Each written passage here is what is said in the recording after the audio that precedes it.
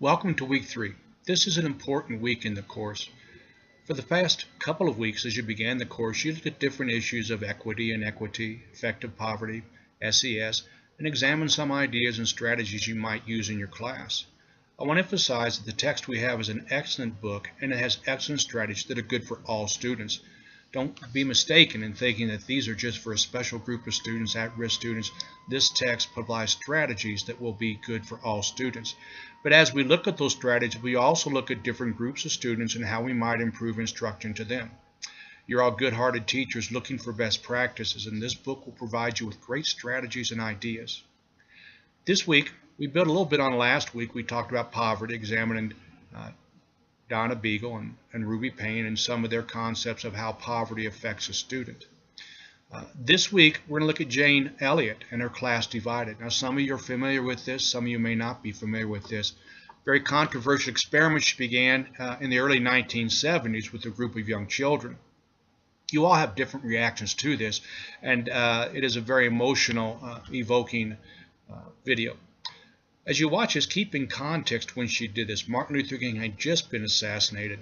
Her students, as you will see, is a very homogeneous group of young white children and a white teacher in a predominantly white area, and she wanted to know how to make them aware of the prejudice and dangers of racism. So she did the brown-eye, green-eyed experiment. Some of you are familiar with this.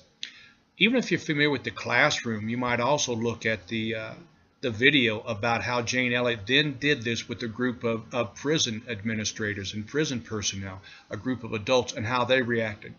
Ask yourself if you think this would be an appropriate exercise to do in your staff development meetings, and certainly consider the appropriateness of using this in a school situation. I've used this video many times with teachers. I've used this video many times with students, but conducting the experiment itself is very problematic for a number of reasons. After you do the Jane Elliott, the second discussion, you shift gears a bit and you look at multiple intelligences. Now this asks you to give a multiple intelligence survey to a group of people. Again, if you don't have a classroom or access to students at this time, you can improvise. You can give it to yourself, give it to a couple of other people, to your children, or you can just project what you think findings might be. The important thing is realizing there are multiple intelligences, different learning styles. How will you deal with those? And this leads into the third discussion for this week, where you discuss how you have implemented or would implement a particular strategy from the course, how it worked out, and how you might modify it. Now that idea of modifying is an important one. Nothing is written in stone in this text. There are a lot of great ideas that you may or may not find useful in particular situations, particular groups, for particular units.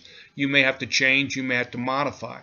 Keeping in mind that you are in control of your classroom, that you are the one who determines how to use these best practices, don't be afraid to modify or change as needed to help your students.